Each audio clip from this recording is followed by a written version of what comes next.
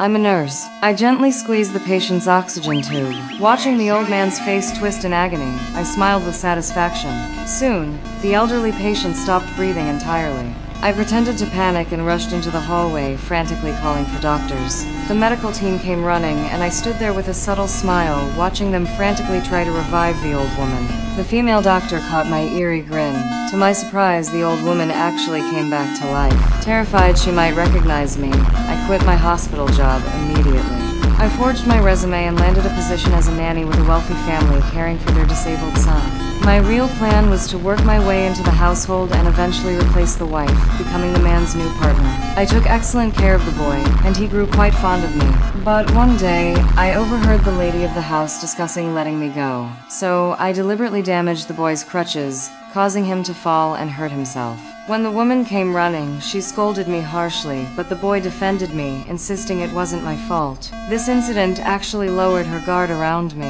I noticed the woman had been struggling with insomnia, so I started making her tea every day, claiming it would help her sleep. What she didn't know was that I was lacing it with a slow-acting poison that would gradually make her drowsy and eventually kill her. But then one day, the family doctor made an unexpected house call. Panicking that my poisoning scheme might be discovered, I lied and told her to come back another time. As he was going, the doctor suddenly said I looked familiar. I denied ever meeting him before, but just to be safe, I decided he had to die.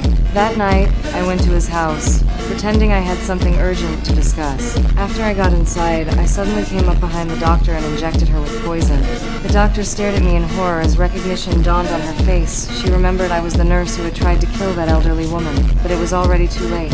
The doctor died in agony, and I left a syringe at the scene to make it look like she had overdosed on drugs. The next day, the lady's best friend stopped by to drop off some design sketches. She accidentally knocked over a glass of juice, splashing it all over the man's shirt. He immediately took his shirt off, and I found myself completely captivated by his physique. I quickly volunteered to take his clothes to wash them, but the woman's friend followed me to the laundry room and caught me in the act. I was holding his shirt up to my face, breathing in his scent, like I was intoxicated by it. Later, when we were alone in the house, the friend confronted me. She warned me not to try replacing her friend as the lady of the house, or she'd tell everyone about my creepy behavior with the man's clothes. Then she turned and walked away. I realized this woman was a serious threat to my plans, so I grabbed a glass bottle and crept up behind her.